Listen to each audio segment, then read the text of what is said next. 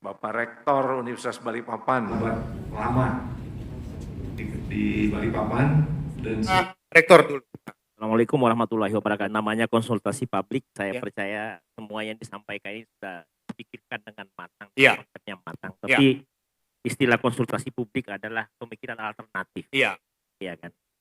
Jadi kalau saya lihat apa yang disampaikan Pak Thomas khususnya tadi, Ya. itu memang harus seperti itu untuk menjadikan IKN bisa mencapai sasaran dengan Ya. tepat.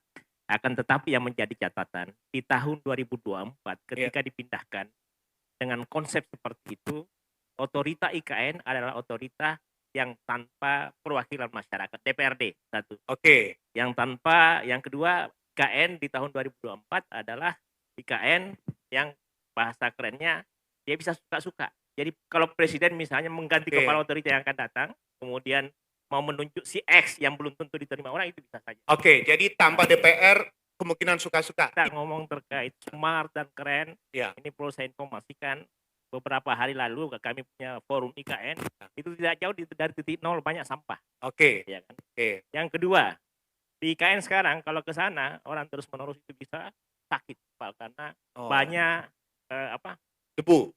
Oke, yang luar ya. biasa. Itu yang mesti diperhatikan terkait keselamatan publik dan keselamatan Oke. pekerja. Ya. Saya rasa itu di sini. Silakan, Bang. Langsung. Terima kasih. Yang pertama dari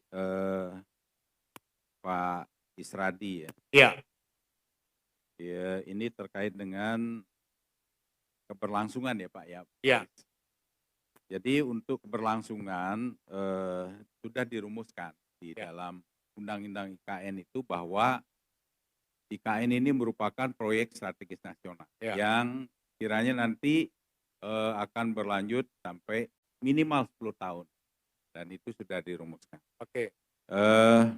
Dan di dalam RPG Rencana Jangka Panjang Nasional itu juga IKN sudah masuk di sana.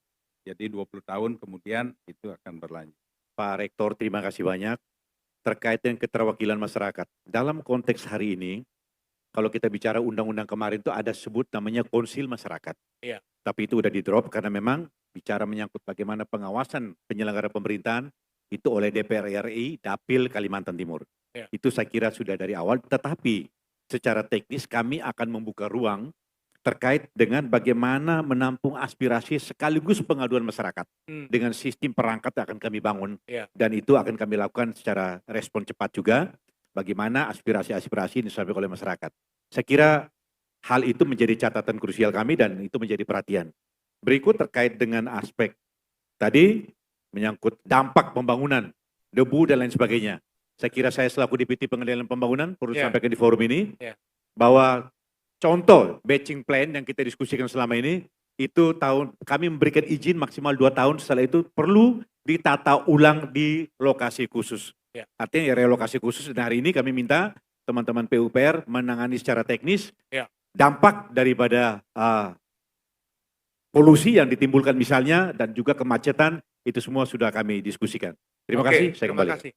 Wakil Kepala Otorita Ibu Kota Nusantara, Bapak Insinyur Doni Rahayu, yang juga sudah bersempatan hadir. Dan setelah Pak Yayat akan memandu di sesi pertama, di sesi siang nanti akan memandu adalah Prof. Reno Kasali. Kalau tadi kita bicara banyak